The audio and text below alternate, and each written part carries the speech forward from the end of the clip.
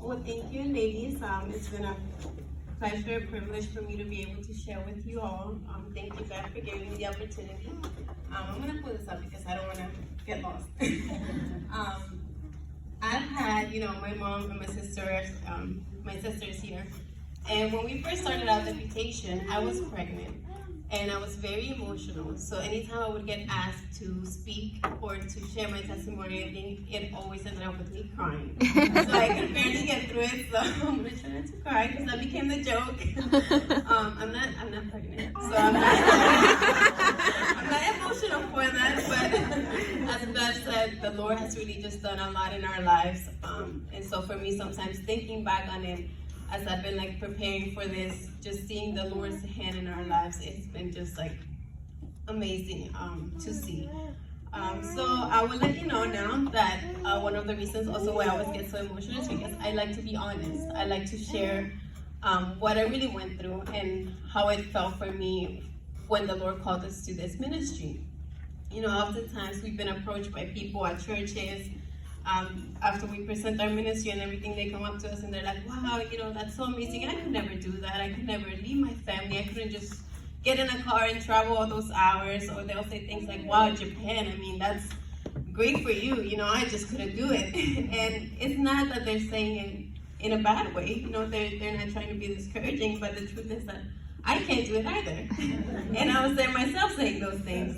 Often as Christians, we say that, when the Lord calls us to something, we want to be like Isaiah, and we want to answer with, here am I, Lord, send me. That's usually what we would think, if the Lord calls, that's all we want to answer until the Lord does call. And we say, here am I, Lord, but can you send somebody else? At least for me, that was my experience. When the Lord called us to the mission field, I said, Lord, I'm here, but I'm serving in this area. I'm comfortable here. I think I'm doing well, so is this okay? Oftentimes just because we're comfortable and we're enjoying it doesn't mean that that's exactly what God has for us. So when we were first called to the mission field, I surrendered, and I said, Lord, I'll surrender to being in missions, but I surrendered with conditions and what I wanted. I said, Lord, I speak Spanish, send me to a Spanish nation. I want to be in a place where I can still travel not too far to get to my family and everything. I surrendered with conditions. And many of you here may have heard a testimony how much I struggled when the Lord began to call us to Japan, and when He showed us that this is where He wanted us to go, I said, no, I'm not going there. So I asked Him to make it very clear to me, and when He did, I surrendered. I said, okay, Lord, I'll stop arguing with you, and I'll go to Japan. And so I figured, I've surrendered to going to Japan. This is what the Lord has for our lives, and so He made it very clear. I thought that everything was smooth sailing from there. And so we started the ministry of Plantation. But when we started, I was still holding on to a lot of things. It wasn't again a full surrender. I surrendered, but kind of just to get people out of my back, just to say that I did. I still hadn't completely given over to the Lord a lot of the desires that I had. And when I saw Him asking me for more, when I saw Him asking me for more, I just kept saying, Lord, is this not enough? I have surrendered already so much. And He kept asking me for more. And it was really hard. But every time, I just continued to surrender. I said, okay, Lord, I don't know why, but I'll surrender. And we started out a deputation, and as Bev said, it was basically going around, and we started just the two of us. I was pregnant. We literally found out I was pregnant the week before, and we didn't have an RV at the time. We started out in the car, and it was 2 months. Our first travels were for 2 months. We started out, we were encouraged. We said, okay, we have churches on the schedule. We have, pastors that we met, so it's great. It's going great. We're going to start out. It's going to be awesome. We started out encouraged. We got to the first church. It was an awesome church, a great encouragement. They took us on for support. We went to the next church, awesome church. They took us on for support, and we're like, oh, okay, well, this is awesome. It's going great. We got to the third church, a little bit less encouraging. And then we got to the next church, and then we started hearing things like, well, we just had a church split 2 months ago, and our missions budget is way down. You guys can come, but we don't know if we can take you on for support. And we're like, okay, well, we're here, we'll present.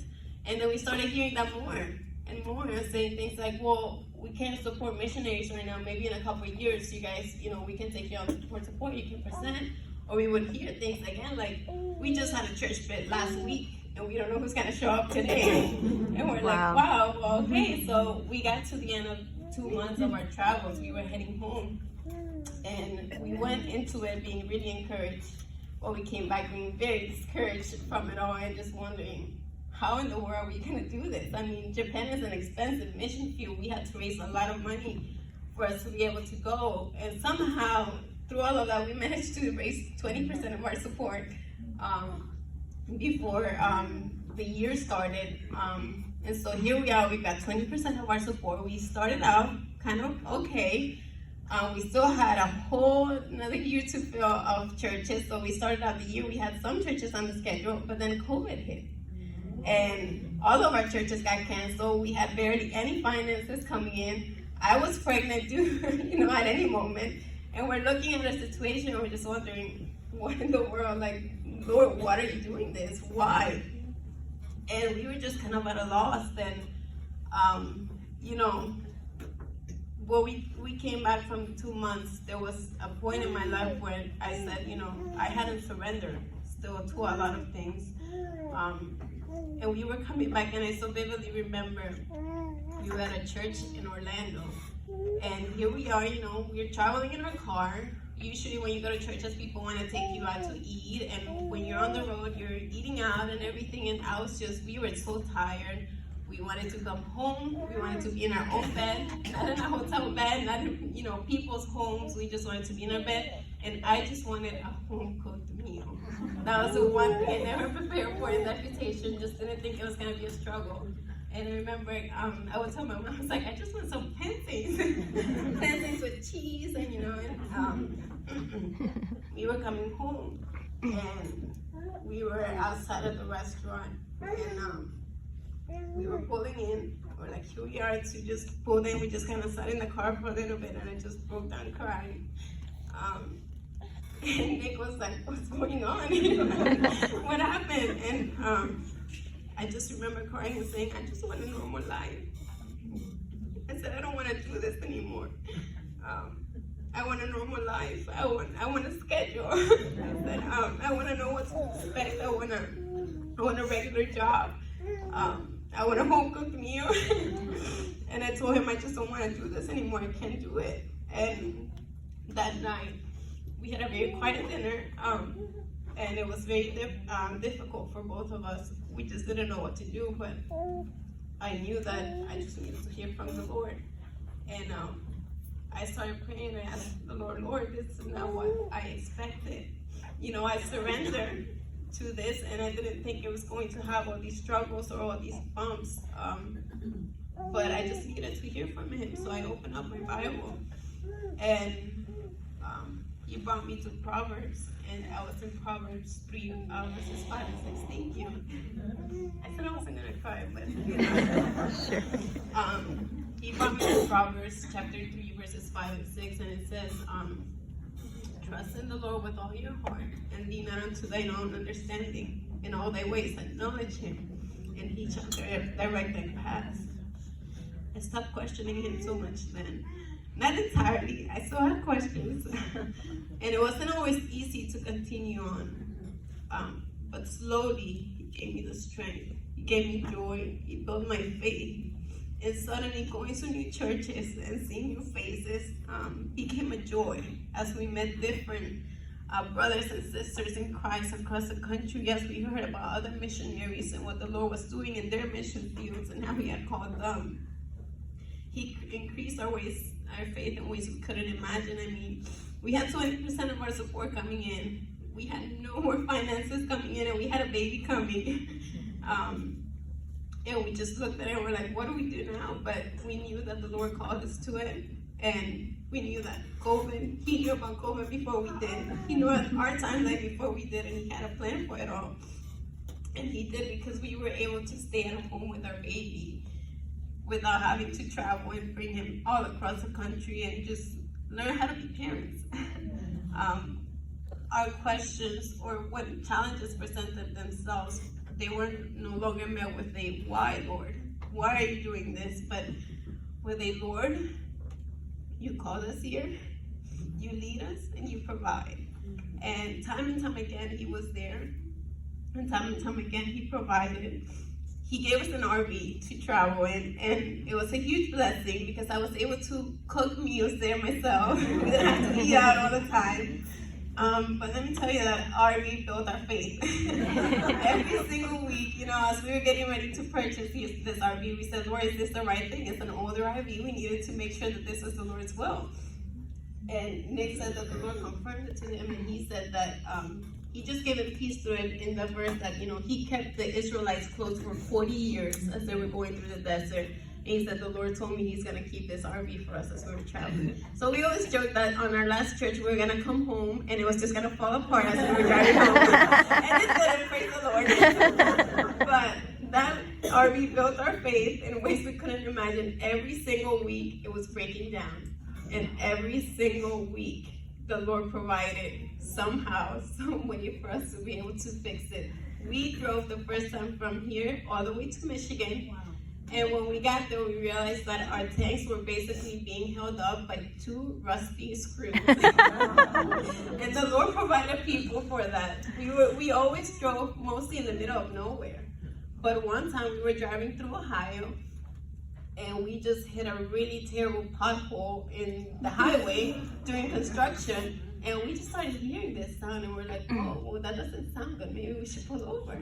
And so thankfully, there was an exit right there, and there was a gas station right by the exit. So we pull in, we get out, and we see it's a flat tire. Oh. And we're like, how in the world are we going to do this? But I had already seen earlier that the name of the city sounded familiar. We're always traveling in the middle of nowhere, but I was like, I was looking at our schedule. I always look to see, where we're going to be so we could do something around the area. And I was like, I think there's a church that we're going to be in around here. So I told Nick, who's really, really upset. And I'm like, I think there's a church around here. Maybe we can call them and they can help us. So we called them and they're like, no, we don't have anybody here right now who can help us. But they're like, just give us a moment though. There was a pastor that was around the area who would say maybe they could help us. So they gave him a call. In 10 minutes, that pastor was there. He helped us put on the tire, and he said, you know what, let me buy you guys a new tire. We went to Costco. He not only bought us a new tire, he bought us diapers, he bought us wipes, he got us gift cards, and he just completely poured so much love on us that, I was just laughing. And so after that, any situation, anything that just came, I was like laughing, and I was just saying, Lord, you gotta work it out somehow, This is you. This is what you call this is, so you work it out. And he just always provided. He was always there in the midst of the difficulties. But there were times when the traveling also felt lonely. We were going to different churches, and sometimes the most we would be at a church was a week. And we would fall in love with these people, and we would just have great fellowship and love them. And we would see things like, oh, we also have this ladies' breakfast coming up, or we have these things that are going to be happening. And, I would see on Facebook the events that are going here at church, and I'm like, man, I miss that. I want to have that fellowship, but when you're constantly on the move, it's hard to just really be in a place where you can build a relationship long enough where you can talk to somebody like that, where you can have that fellowship.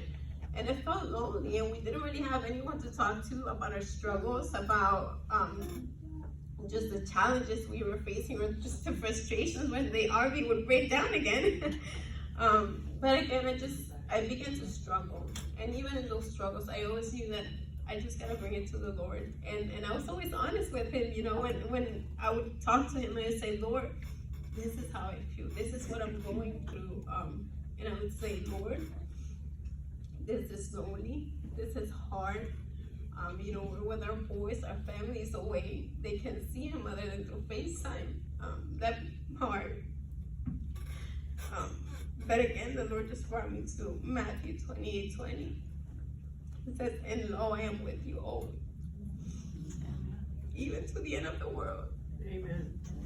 And that became my verse, because I know that he gave us company and he gave us love and comfort through those times, but I know that it's not over. We've gotten through this part of our ministry, this 2 years, and we're gonna go to Japan in a couple months, and it's gonna be Christmas, and it's gonna be Thanksgiving, and it's gonna be hard. But I know he's gonna be there. Amen.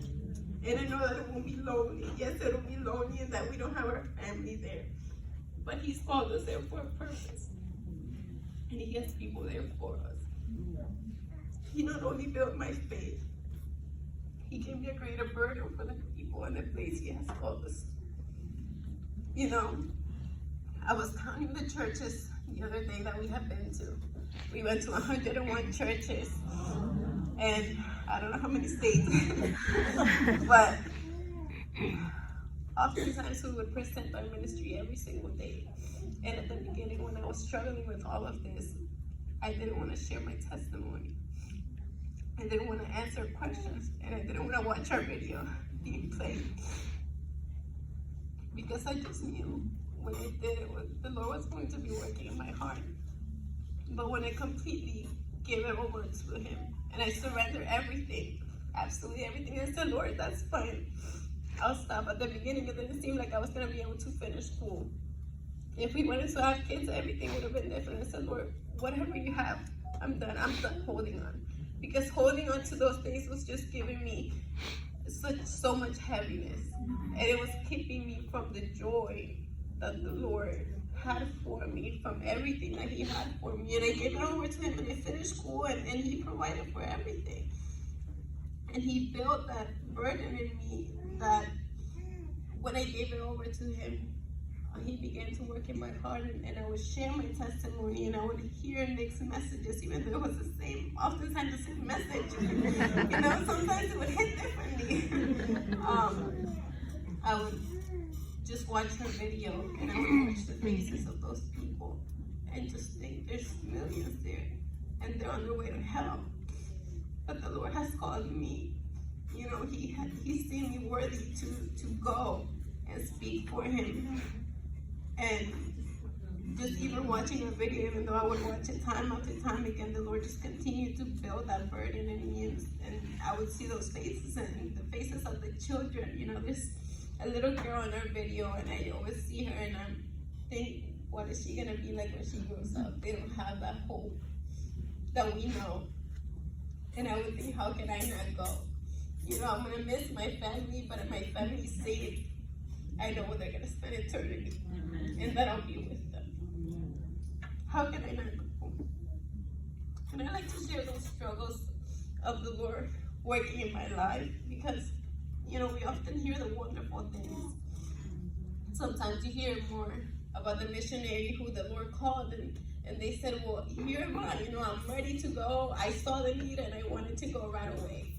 And that's fine. There's nothing wrong with that. But more often we hear about those and the struggles, and the truth is that we don't so easily give things over to the Lord. And sometimes we see not just the missionary, sometimes we see the pastor's wife, the evangelist, and we can think like, wow, they do so much, I just couldn't do that myself. But it's not about what we can do, it's about what the Lord calls us to do and the strength that He's given us to do it. And you don't know that the night before they may have been crying in their car saying, I just want a normal life. So I like to share, because following God's will is not easy. It's not going to be a life with no struggles. It's going to have its difficulties, and you're going to be faced with things that you're going to ask, Lord, why have you called me to this? Or, Lord, I just had it so much easier before, but I surrender, you know, thinking it would be better to follow your will. But all these things are coming in, and just being a struggle, and Lord, why are you doing these things? But just know that He uses those things to build you, to strengthen you, and things are not going to fall into place like you think they're going to. But you have the peace of knowing that because you are in God's perfect will, He's going to work those things out. He's going to provide, and no matter in how the deepest valleys that you are, He is going to be there. He's been there for us in the mountaintops, in the valleys, and through it all. And I just want to share that because of all the struggles. I used to say that, oh, I wish I had been that obedient or that ready to go when the Lord called. But in every single one of those struggles, I would bring it to the Lord, and He would answer me. And because of that, I got to hear the voice of my shepherd, and I got to feel the love and the comfort of my Heavenly Father. I just want to encourage you all today and remind you that there's no better place to be than in the will of God. Whatever you're struggling to give to Him, whatever fear you have, just give it to Him. Watch as He answers and how He provides for your life, and just take it from me. It's just better to give it over because eventually you will. So stop struggling so much and just give it over. He's not only going to meet every single one of your needs, He's going to meet every desire of your heart, even the most insignificant ones. I was talking to my mom the other day, and so another missionary, because we were saying, she's in Japan, and she said, things in Japan are very small, homes are very small. And she was like, I was just praying for a tiny little yard so the kids could at least, go outside and be there. And we have that, and it's awesome. And she was like, and I'm so happy. And I always said that I wanted a home. My dream home would have big windows and windows everywhere, and a big home. Obviously, we dream. But I was like, I just always wanted windows. I want natural light coming into the rooms, and I've never had that in any of the homes we lived in here. We'll be renting a home in Japan, and it's funny because in every single room there's at least one window. And let me tell you, there's multiple ones, and I'm just like, it's so funny how the Lord works those things, even those tiny little things out that will give you just a little bit of joy, a little bit of peace to continue on. The Lord is good. He's been good in our lives, and if you had asked me at different times, periods and times of our calling, I really struggled with this at the beginning, and I didn't want to talk about it. I didn't want to share anything. I would cry all the time, partly because I was pregnant, partly because I didn't want to do it, and partly, for everything. But just now it's been a joy. It's been an absolute joy to see what the Lord has brought us through, how He's worked in our lives, and now that we're 2 months away, and it's exciting. We're a little bit sad because we don't want to leave family behind and our church family, and it's different, but we have joy. We don't have it no longer. For me especially, is that what are we gonna do? I'm just doing this to say that I'm doing it, but my heart is in it now, and I just know that this is God's will for our lives, and that He's going to use us, and I'm excited, and I'm so thankful for every single one of you that have been praying for us and have been encouraging us through it. The last 2.5 years were hard, but it was your prayers that kept us going, your encouragement and your love for us that helped us through all of those hard times. So thank you, ladies.